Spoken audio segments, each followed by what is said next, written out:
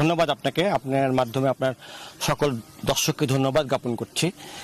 আপনারা ইতিমধ্যে অবগত আছেন, আমরা বাংলাদেশ জাতীয়তাবাদী যুবদল গাবতলী উপজেলা শাখা আমরা 12টি ইউনিয়নে একযোগে গাবতলীকে সবুজ গাবতলীতে রূপান্তরিত করার লক্ষ্যে আমরা বৃক্ষরোপণ কর্মসূচি অব্যাহত রেখেছি। তারই ধারাবাহিকতায় আজকে আমরা সুকনপুকুর স্টেশনে এসেছি। এখানে আমরা সৌন্দর্য বর্ধন করার জন্য আমরা কৃষ্ণচূড়া, আমরা বকুল ফুল এবং নিম গাছ রোপণ করেছি।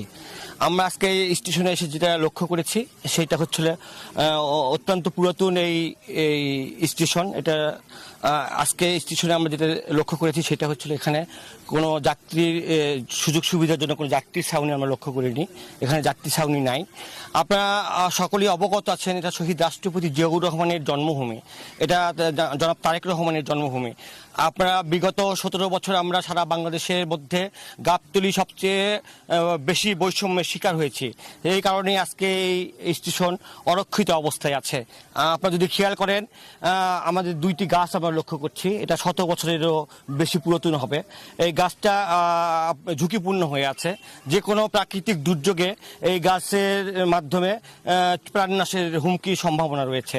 এই গাছটি অপসারণ করার জন্য আমরা কর্তৃপক্ষের দৃষ্টি আকর্ষণ করছি।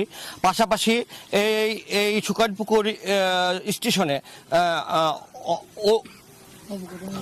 অবকাঠামো নির্মাণে অবিলম্বে এখানে যাত্রী ছাউনি সহ সকল সুযোগ সুবিধা যাত্রীদের জন্য ব্যবস্থা করার জন্য যথাযথ কর্তৃপক্ষের দৃষ্টি আকর্ষণ করছি। আলতনগর যে রেল আছে সেগুলোর জন্য এখানে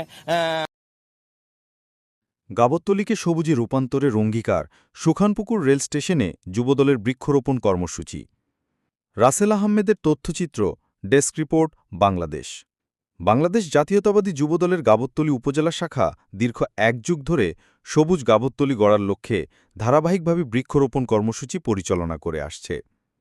এরই অংশ হিসেবে সম্প্রতি সুখানপুকুর রেল স্টেশনে সৌন্দর্য বর্ধন ও পরিবেশ সংরক্ষণের উদ্দেশ্যে কৃষ্ণচূড়া, বকুল ও নিমগাছের চারা রোপণ করা হয়।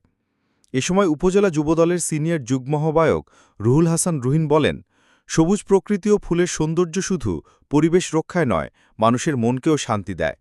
আমাদের এই কর্মসূচির মূল লক্ষ্য হল গাবতলীকে এক অনন্য সবুজ গাবতলী হিসেবে প্রতিষ্ঠা করা। তিনি আরও জানান, বহু পুরাতন সুখানপুকুর রেল স্টেশনে যাত্রীদের জন্য মৌলিক সুবিধার বড় অভাব রয়েছে। বিশেষ করে ছাউনি না থাকায় যাত্রীদের রোদবৃষ্টি মাথায় নিয়ে অপেক্ষা করতে হয়। তিনি দ্রুত যাত্রী ছাউনি নির্মাণের প্রস্তাব দিয়ে সংশ্লিষ্ট কর্তৃপক্ষের দৃষ্টি আকর্ষণ করেন।